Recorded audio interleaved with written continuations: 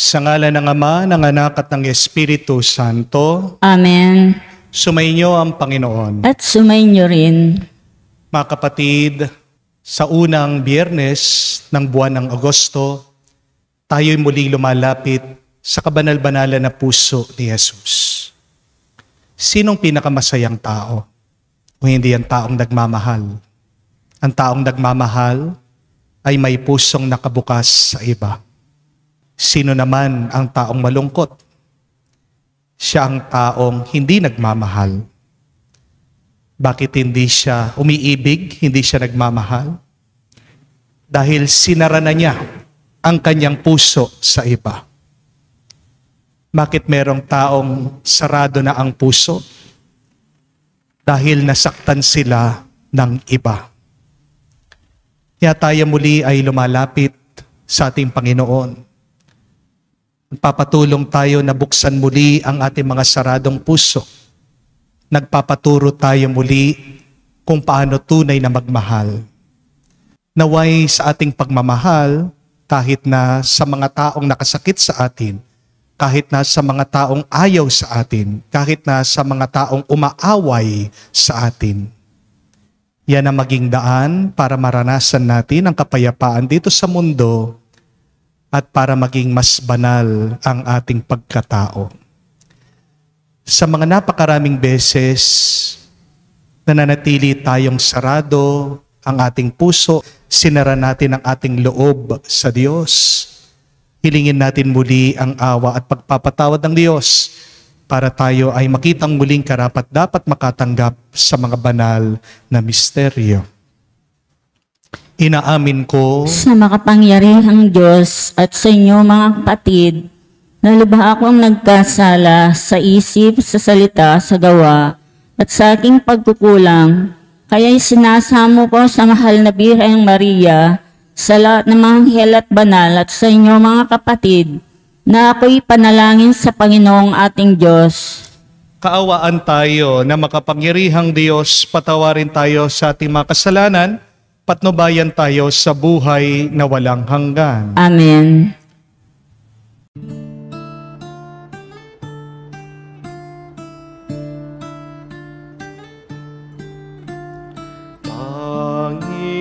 Panginoon, maawa ka. Panginoon, maawa ka.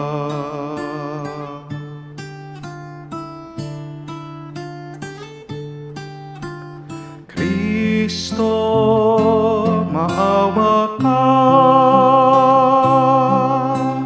Kristo, maawa ka sa amin. Panginoon, maawa ka. Panginoon, maawa ka. Manalangin tayo. Ama naming makapangyarihan, ipagkaloob mo sa pagpaparangal namin sa puso ng anak mong minamahal. Ngayong ginugunita namin ang kanyang pag-ibig na aming pinakikinabangan. Kami naway pagindapating madaluyan na nag-uumapaw na batis na mga biyayang iyong bigay.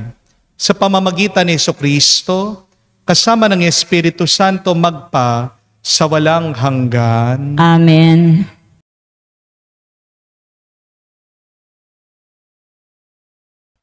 Pagbasa mula sa aklat ni Propeta Jeremias. Nang pasimula ng paghahari sa Juda ni Joachim na anak ni Josias, tumanggap si Jeremias ng pahayag mula sa Panginoon.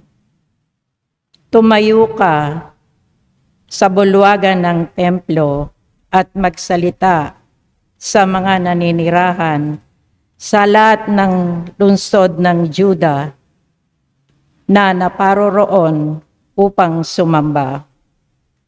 Huwag kang maglilihim ng anuman. Baka sakaling sila'y makinig at tumalikod sa kanilang masamang pamumuhay. Kung magkagayoy, mahihinuhod ako at hindi ko na itutuloy ang parusang inihahanda ko sa kanila dahil sa masasamang ginagawa nila.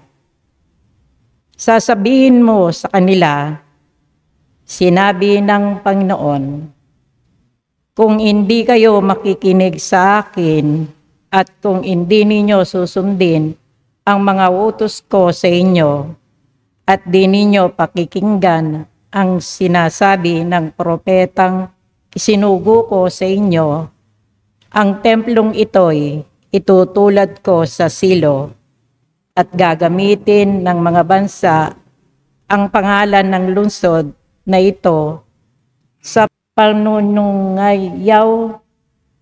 Ang payag na ito ni Jeremias ay napakinggan ng mga saserdote, ng mga propeta, at ng lahat ng taong nasa templo ng Panginoon. Pagkatapos niyang magsalita, si Jeremias ay dinakip nila, dapat kang mamatay. Bakit nagpayag ka sa ngalan ng Panginoon na matutulad sa silo ang templong ito? Mawawasak ang lungsod at walang matitirang sinuman at siya'y pinaligiran ng mga tao. Ang salita ng Diyos. Salamat sa Diyos. Panginoon, iyong dinggin, akong iyong ginigiliw. Panginoon, iyong dinggin, ako iyong ginigiliw. Ang pangamumuhi ng walang dahilan, igit na marami sa bulok kong taglay. Daming sinungaling na nagpaparatang, ang agad sa akin, ako ay mapatay. Ang pag-ari kong di naman ninakaw, nais nilang kunit, dapat daw ibigay. Panginoon, iyong dinggin, ako iyong ginigiliw. Dahilan sa iyo, ako'y hinaglahi, napahiyang lubos sa pangungusimi, siyami. Sa mga kapatid, parang ako'y iba, kasambahay ko na hindi ako kilala. Ang pagmamahal ko sa banal mong templo, matinding matindi sa kalooban ko, sa aking bumagsak pag-amak sa iyo. Panginoon, iyong dinggin, ako iyong ginigiliw. At sa ganang akin, ako'y dadalangin sa iyo, O Poon. Sana'y iyong dinggin, sa nga panahon ng iyong ibigin. Dahil sa dakilang pag-ibig sa akin, ang iyong pangakong pagtubos ay sundin. Panginoon, iyong dinggin, ako iyong ginigiliw.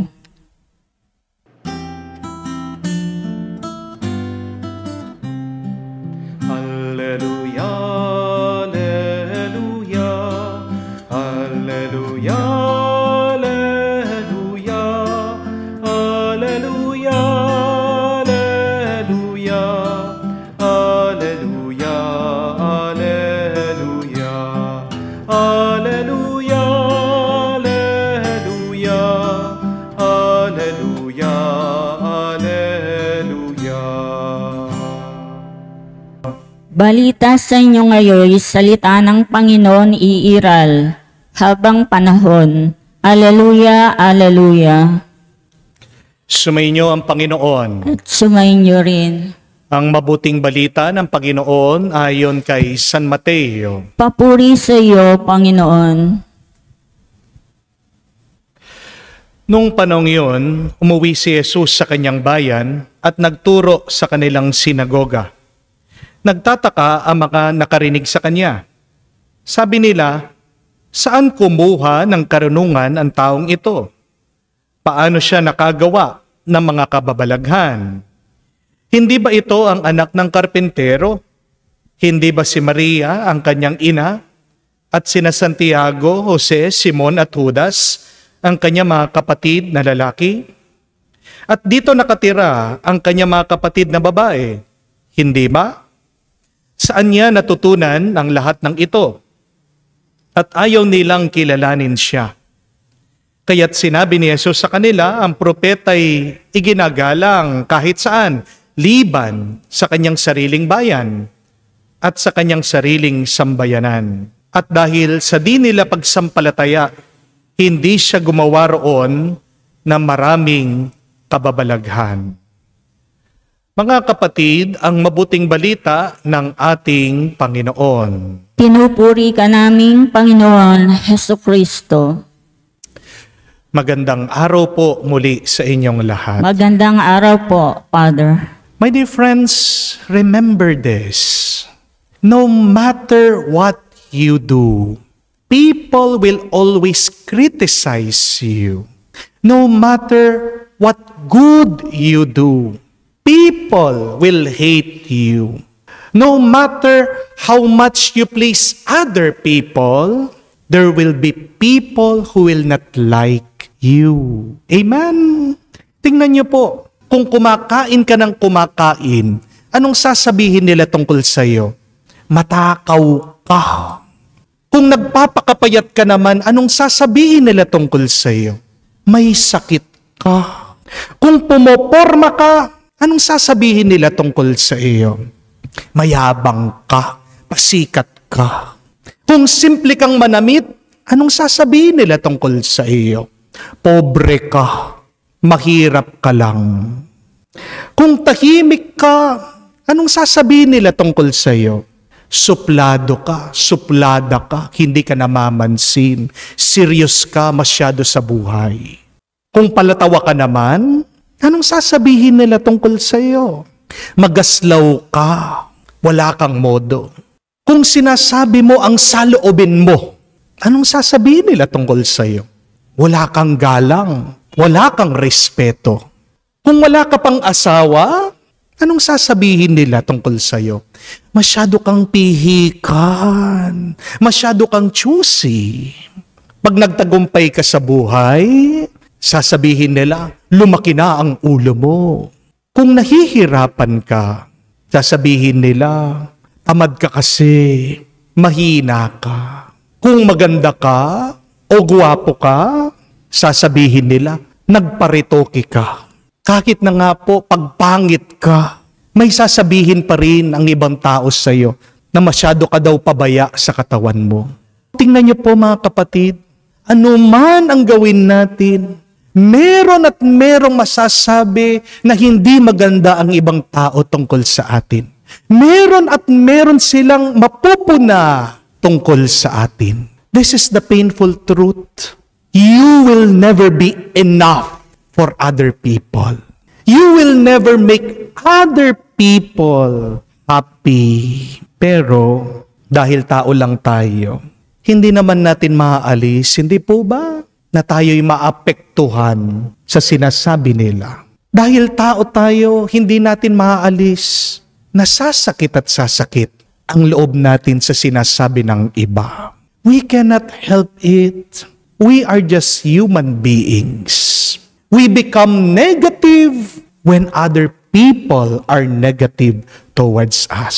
Amen? Ang magandang tanong, paano tayo magiging masaya kahit na ayaw ka ng iba? How can we become more positive in the midst of negative people? Kung titignan po natin ang kwento ng ating Panginoong Hesukristo, siya din naman po, hindi po ba? Kahit na positibo siya, naging napaka-negatibo ng trato ng mismong mga kababayan niya sa kanya. Ano ang sabi ng Ebanghelyo? Kahit na nagturo siya, kahit na tinutulungan niya sila, kahit na pinagdarasal ang mga taong ito, hindi daw siya kinilala. Isa yang masakit na karanasan. Yung mga taong ine-expect mo, hinihintay mo, hinahanapan mo, yung mga taong inaasahan mo, sila pang magtataboy sa'yo. Yung mga taong iniisip mo, tatanggap sa'yo, sila pa ang maninira sa'yo. Pero meron po tayong tatlong pwedeng gawin para tayo maging masaya at positibo kapag ayaw tayo ng ibang tao. Number 1, understand where people are coming from. Ang isang aso na nangangagat, mabangis, tahol ng tahol, sigurado may sugat yan, may sakit yan. O kung hindi naman, na-trauma yan. Baka inabuso ng ibang tao. Kaya galit, kaya nangangagat, kaya mabangis. Ganyan din po yung mga taong masasama sa inyo. Unawain nyo sila.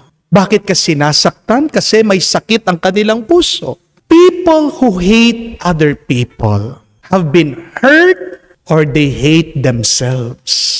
Ano po ang kasabihan? You cannot give what you do not have. When people give you hate, it is because they have hate in their heart. Huwag kang maghahanap ng iba sa kanila. Yan lang ang kaya nilang ibigay sa iyo. Pagpasensyahan mo sila, unawain mo sila. Pag mauunawaan mo ang ibang tao, maaawa ka sa kanila. Kailangan natin tanggapin. Meron kasing mga tao na ayaw kang umasenso. Bakit? Kasi sila hindi pa rin asensado. Remember this, people who hate you cannot relate with you. Ikaw kasi mabait ka, habang sila hindi. Ikaw kasi masipag ka, habang sila tamad. Ikaw kasi masaya sa buhay mo, habang sila malungkot. Sino yung mga inaayawan natin? Yung mga hindi natin kamukha. Hindi po ba? Ayaw ka ng iba kasi hindi ka nila kaparehas. Tanong ko po sa inyo ito, gusto niyo po bang makamukha yung mga taong ayaw sa inyo? Anong sagot niyo? Sigurado hindi. Hindi po ba? Gusto niyo po ba na mahalin kayo ng mga taong ayaw sa inyo? Simple lang gawin niyo. Gayahin niyo sila. Maging kamukha ka nila sa pag-iisip, sa pag-uugali. Dahil pag kamukha ka nila, matatanggap ka nila. Pero alam ko naman, ayaw niyo silang makamukha. Kaya nga, kung hindi ka nila kaparehas, maghanda ka. Aayawan at aayawan ka nila. Aawayin at aawayin ka nila. Pag-uusapan at pag-uusapan ka nila. Ang ating Panginoon, Jesus was so joyful and at peace. Even if people hated Him. Why?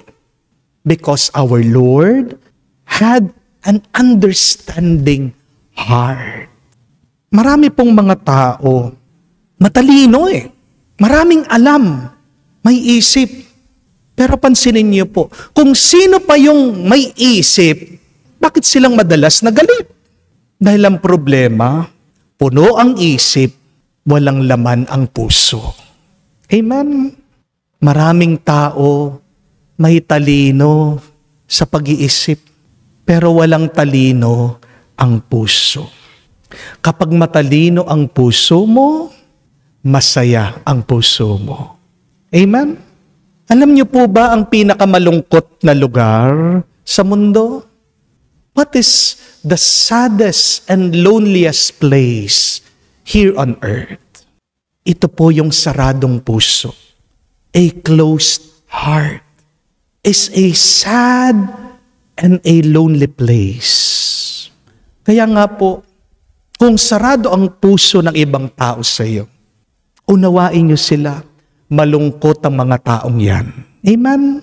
Huwag mong hihintayin na mahalin ka ng ibang tao, unawain ka ng ibang tao para maging masaya ka. Baka matagal na panahon bago mangyari yan. Baka makuha mo ng mamatay bago ka maging masaya. Anong posible mong pwedeng gawin ngayon? Yung unawain mo ang mga taong ito. At diyan ka magiging mas masaya, diyan ka magiging mas payapa. Amen? So the first one, in order to become positive and happy, always try to understand where people are coming from. But secondly, do what fulfills you. Kahit na ayaw ka ng ibang tao,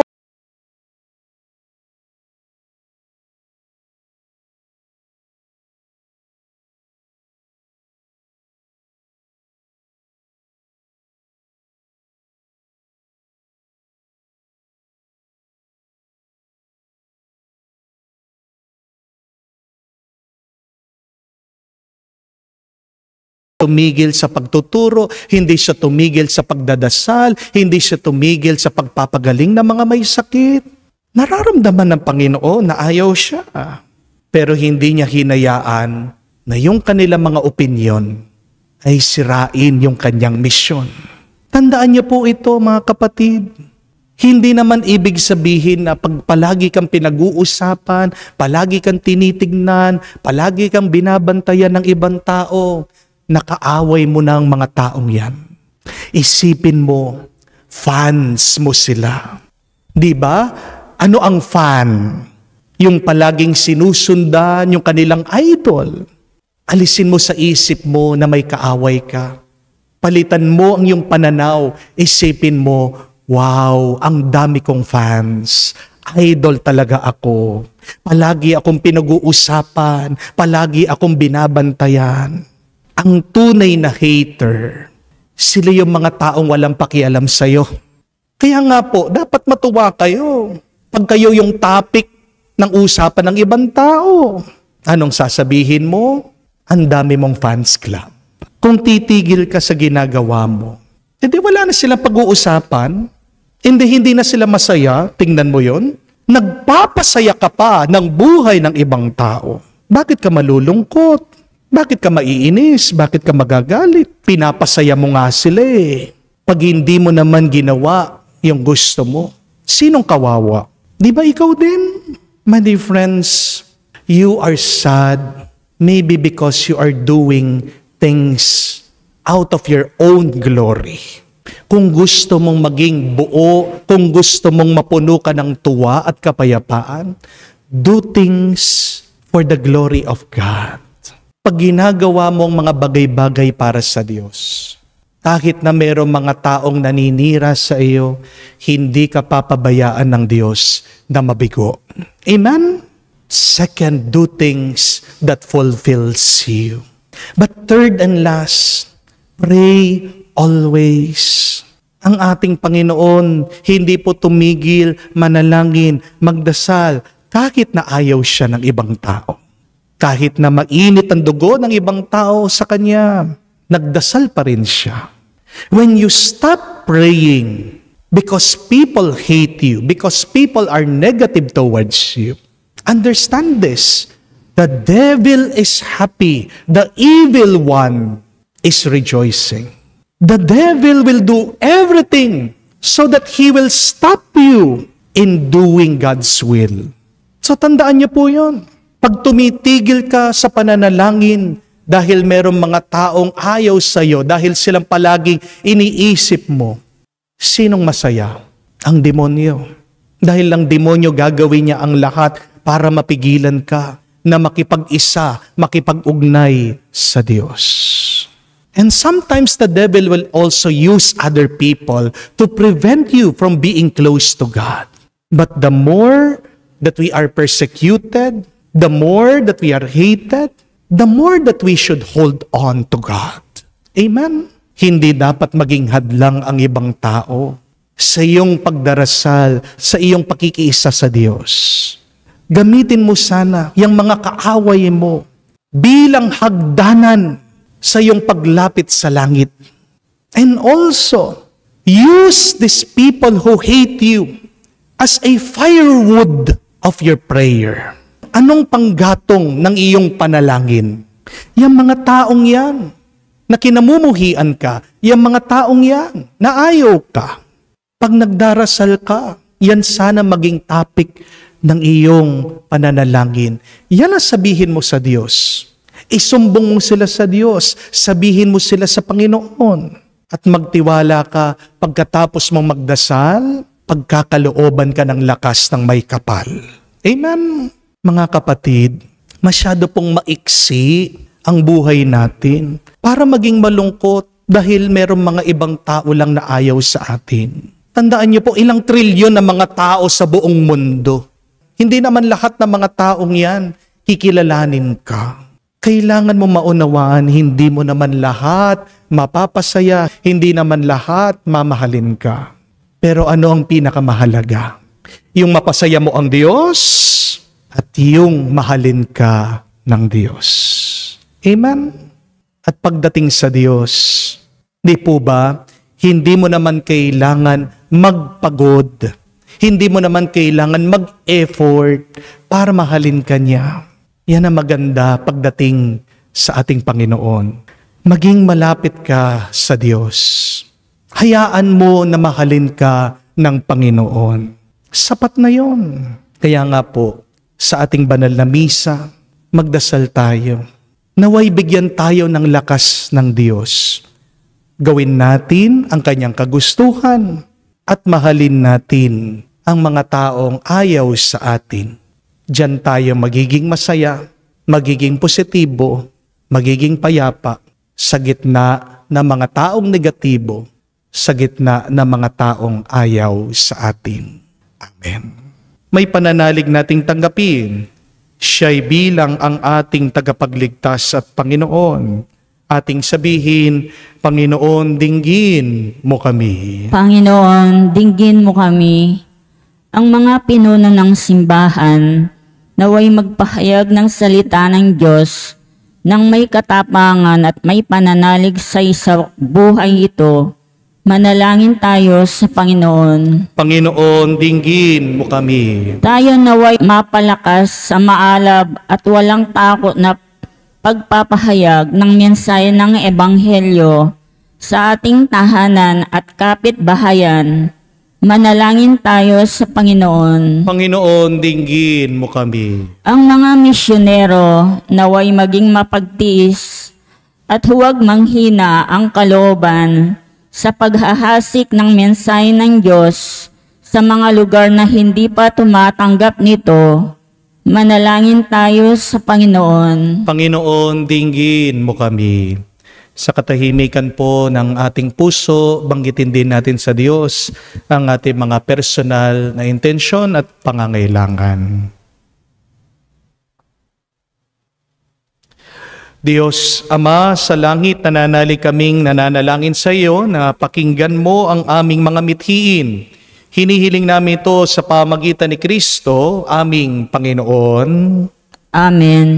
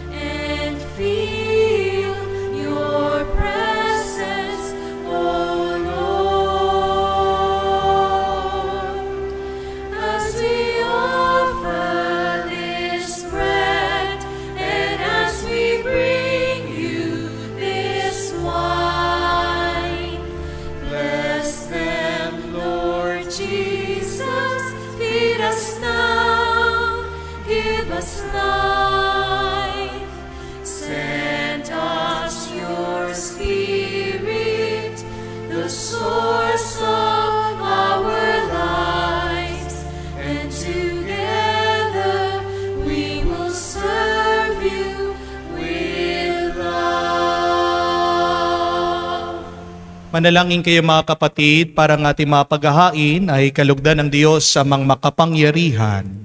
Tanggapin nawa ng Panginoon itong pahalain sa iyong mga kamay sa kapurihan niya at karangalan sa ating kapakinabangan at sa buong sambayanan niyang banal.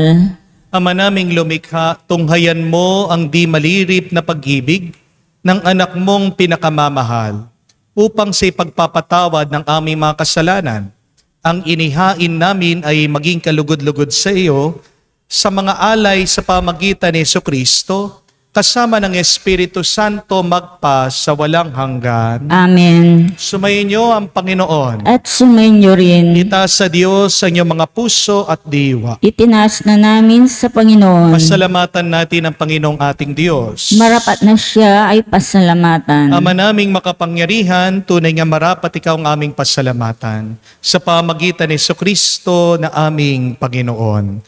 Dakilang pag-ibig niya ay nagbunsod na maghain ng sarili nang kami matubos, kaya tinampok siyang nakabayubay sa krus. Mula sa kanyang tagiliran, sinibat dugot tubig, ay masaganang dumanak, kaya't sambayanan mo dito'y nabanaag.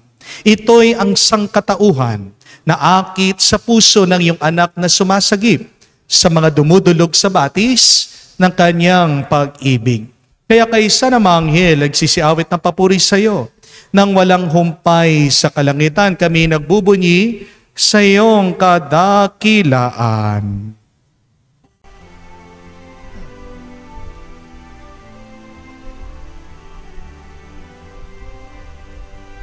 Santo, Santo, Santo, Panginoong Diyos ng mga hukbo, napupuno ang langit at lupa ng kadakilaan mo. Hosana, Hosana, sa kaitaasan, pinagpala ang naparito. Sa ngalan ng Panginoon, Hosana, Hosana, sa kaitaasan, Hosana, Hosana, sa kaitaasan.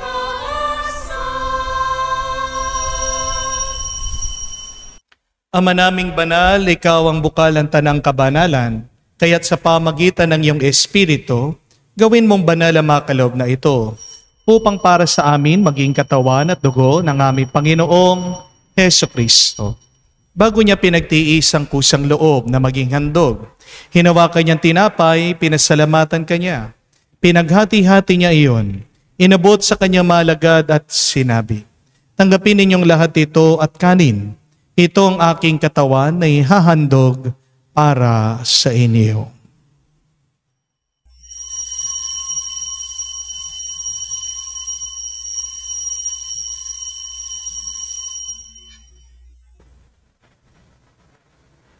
Gayon din naman, nung matapos ang hapunan, hinawakan niya ang kalis, muli kanyang pinasalamatan. Inabot niya ang kalis sa kanyang mga alagad at sinabi, "Tanggapin ninyong lahat ito at inumin. Ito ang kalis ng aking dugo, ng bago at walang hanggan tipan. Ang aking dugo na ibubuhos para sa inyo at para sa lahat, sa ipagpapatawad ng mga kasalanan. Gawin ninyo ito sa pag-alaala sa akin."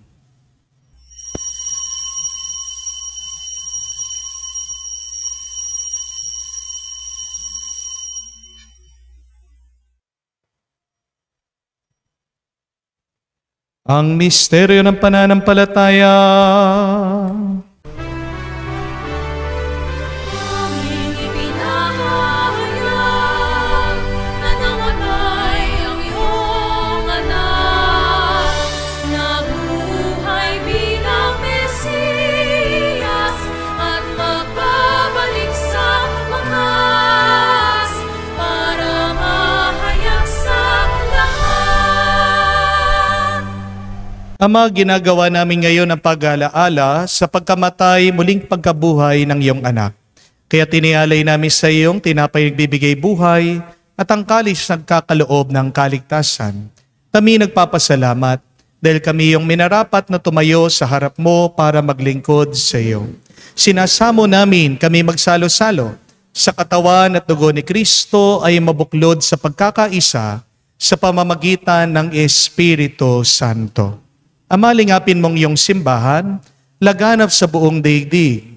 Puspusin mo kami sa pag-ibig. Kay San Francesco, ang aming Papa, Florentino, aming arsobispo, at ng Tanang Kaparian. Alalahanin mo rin ang aming mga kapatid na nahimlay may pag-asang muling mabubuhay. Gayon din lahat ng mga pumanaw. Kawan mo't sila't patuloyin sa iyong kaliwanagan. Kawan mo't pagindapatin kaming lahat na makasalo sa iyong buhay na walang wakas. Kaisa na Mahala Birhen Maria, Ina ng Diyos, kaisa ni San Jose, kanyang maligayang esposo, kaisa na mga apostol at lahat ng mga banal na namuhay dito sa daigdig na kalugod-lugod sa iyo, may ipagdiwang nawa namin ang pagpupuri sa ikararangal mo sa pamamagitan ng iyong anak aming Panginoong Heso Kristo. Sa pamamagitan ni Kristo, kasama niya at sa Kaniya, ang lahat ng parangal at papuri ay sa iyo, Diyos Ama, makapangyarihan, kasama ng Espiritu Santo, magpasawalang hanggan. Amen, amen, amen. Sa nakakagaling na utos sa turo ni Jesus sa Panginoon natin at Diyos, ipahayag natin ng lakas loob.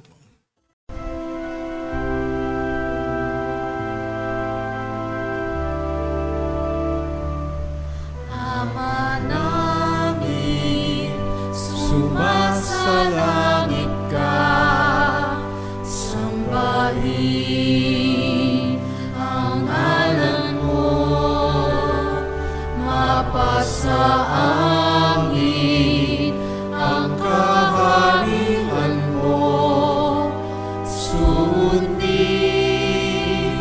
ang loob mo dito sa lupa, para nang sa langit.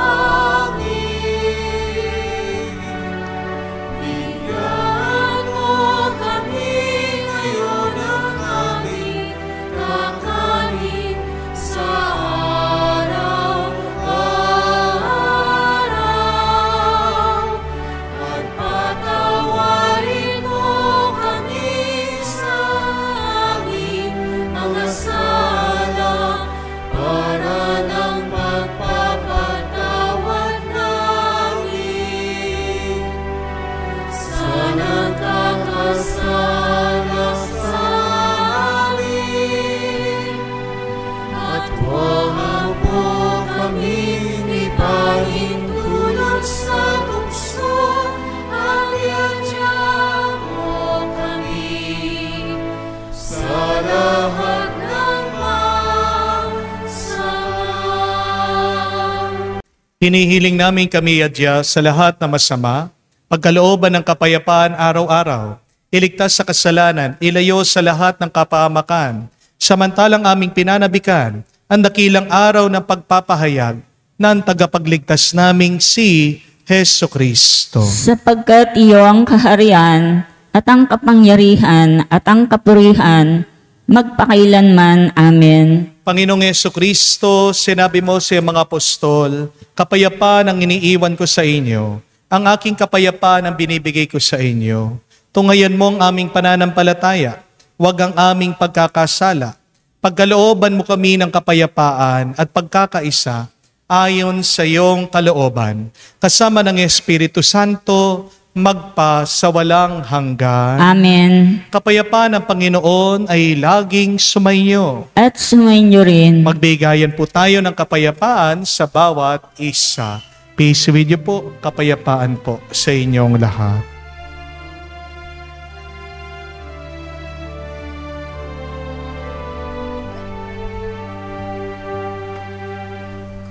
Kordero ng Diyos na nag-aalis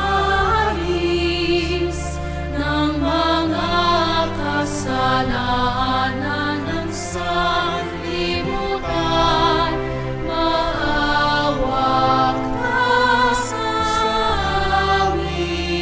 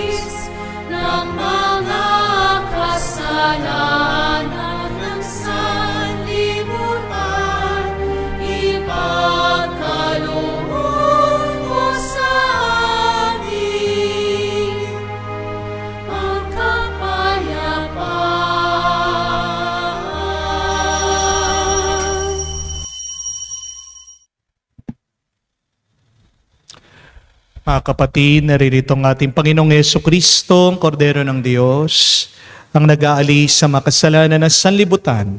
Mapalad tayong lumalapit sa piging ng Kordero. Panginoon, hindi ako karapat-dapat na magpatuloy sa iyo, ngunit sa isang salita mo lamang ay gagaling na ako.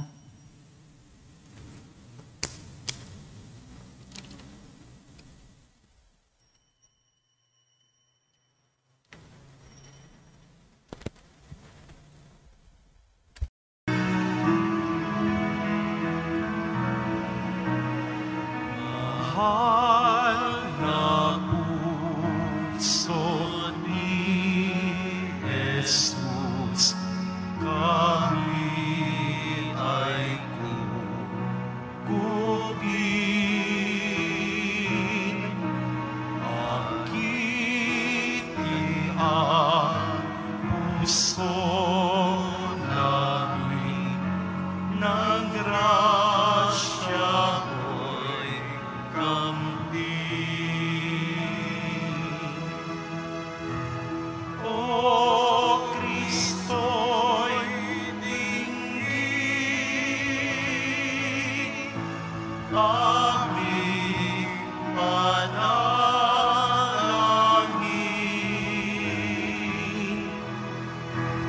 Lagi ang kinig ang puso namin.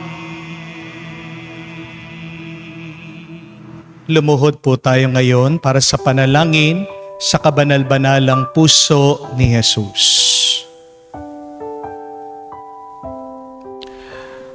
Jesus, Diyos ko, iyong nasabi, humingi at kayo'y bibigyan, maghanap at matatagpuan ninyo, pumatok at bubuksan ang pinto para sa inyo. Tunghayan mo po ako nakaluhod sa may paanan mo, napupuno ng buhay na pananampalataya at tiwala sa iyong mga pangakong pinabatid ng iyong kabanal-banalang puso at sinambit ng iyong mga labi. Naririto po ako upang hilingin ito. Sa katahimikan po ng ating puso, banggitin natin sa Diyos ang ating mga personal na kahilingan.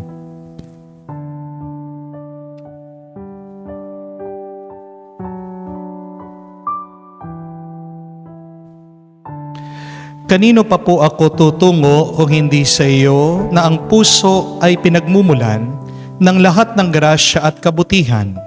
Saan pa po ako maghahanap kung hindi sa baul na naglalaman ng kayamanan ng iyong habag? Saan pa po ako kakatok kung hindi sa pinto kung saan binibigay ng Diyos ang sarili niya sa amin at kung saan kami makakapunta sa Diyos? Sa iyo po ako dumudulog, puso ni Jesus. Sa iyo po ako nakakatagpo ng aliw kapag nahihirapan, pagtatanggol kapag inuusig, lakas kapag nabibigatan sa pagsubok, at liwanag sa dilim at pagdududa. Minamahal kong Jesus, maigting po ako naniniwala na kaya mong ipagkaloob ang biyaya aking hinihiling. Kailanganin man ito ng isang himala.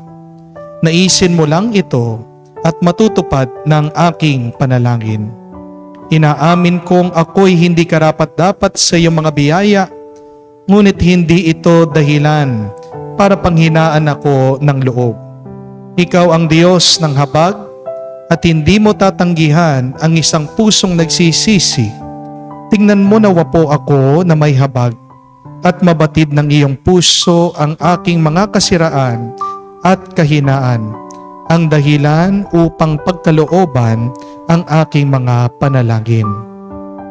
O banal na puso, ano man ang iyong pasya sa aking hiling, hindi po ako titigil na sambahin, ibigin, purihin at pagsilbihan ka.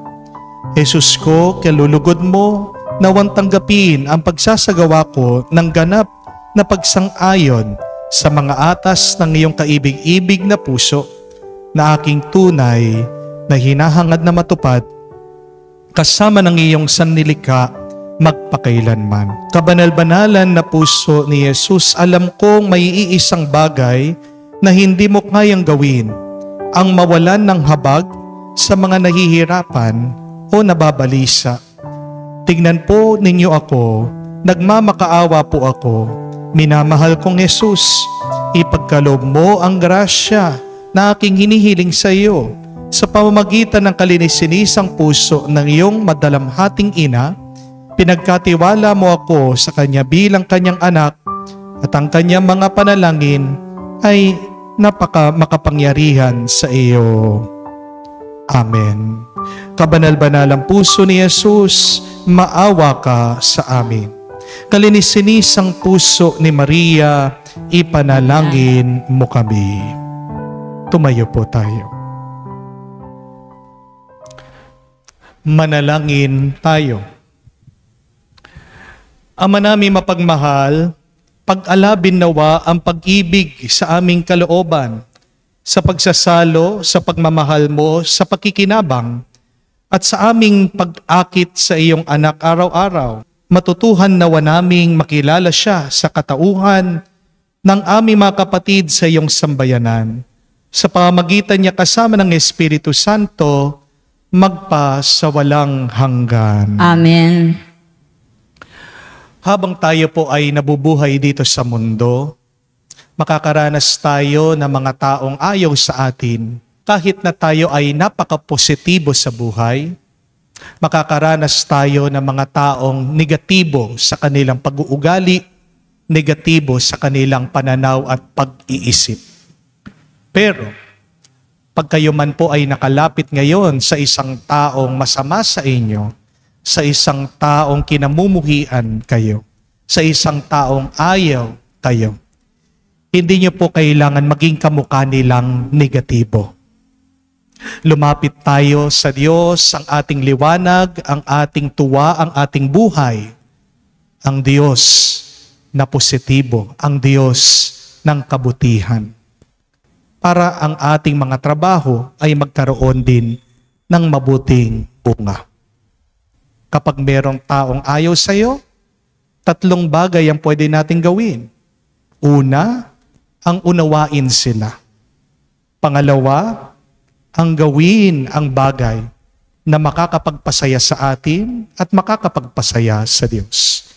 At pangatlo, ang palaging manalangin. Sa pananalangin, diyan nabubuksan ang ating isip at puso sa liwanag ng Diyos. Kaya ang ating pong assignment sa araw na ito, sino ang mga taong hanggang ngayon ayaw ka? Ipagdasal mo sila. Sabihin mo sila sa Diyos. At sa susunod na makita mo sila, ngitian mo sila. Sabihin mo, hello fans, hi fans. Yan yung mga tao na kahit na pinag-uusapan ka, ay napapasaya mo pa rin sila. Pagdasal mo sila, mahalin mo sila, sa iyong pagdarasal, sa iyong pagmamahal, huwag kang mag-alala, merong magandang balik sa iyo yan. Merong magandang grasya na ibibigay ang Diyos sa iyo. Sumainyo ang Panginoon. At sumainyo rin. At kayo ay pagpalain ng Diyos sa may kapal, sa ngalan ng Ama, ng Anak, ng Espiritu Santo. Amen. Ang ating misa ay natapos na. Humayo kayo sa kapayapaan ni Kristo. Salamat sa Diyos.